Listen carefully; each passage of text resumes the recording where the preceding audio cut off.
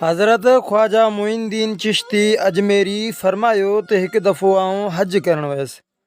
उते मिना अरफात ऐं मुज़दलिफ़ा में मूं हिकु माण्हू ॾिठो जेको घड़ी घड़ी बुलंद आवाज़ में पुकारे रहियो हो, लब्बैक लब्बैक लब्बैक।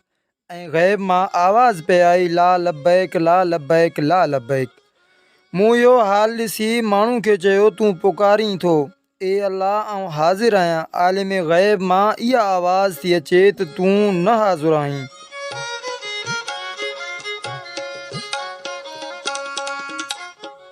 उन माण्हू चयो, मोइनुद्दीन मूंखे ख़बर आहे, पर इहो सिलसिलो अॼु खां न पर गुज़िरियल 24 सालनि खां ईअं पियो थिए।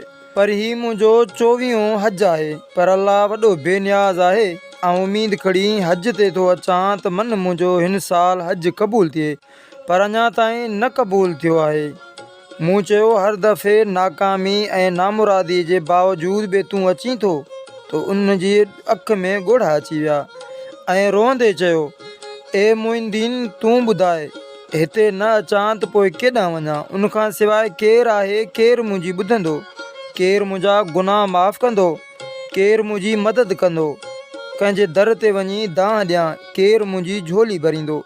केरु बीमारी में शफ़ा ॾींदो? केरु मुंहिंजे गुनाहनि जो पर्दो रखंदो? मोइनुद्दीन मूंखे ॿुधाए, ॿियो को रब हुजे त उन वटि वञा।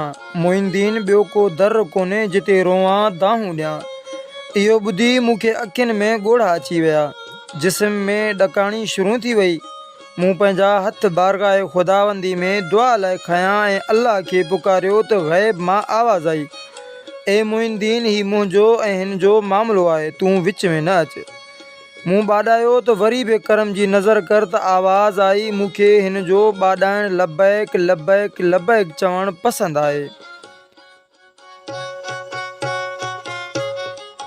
आउं उन जे लब्बैक में चाहियां त अॼु ई लब्बैक चवां त हुनखे यकीन थी वेंदो त हुन जो हज क़बूल थी वियो, त हू आईंदा हज करण न ईंदो। ही सम्झे थो त हिन जो हज क़बूल नथो थिए, पर हिन खे कहिड़ी ख़बर त गुज़िरियल सभिनि हजनि में जिन बि माण्हुनि हिन सां गॾु हज कयो, हिन जे लब्बैक लब्बैक लब्बैक जे बदिले सभिनि जा हज क़बूल थिया।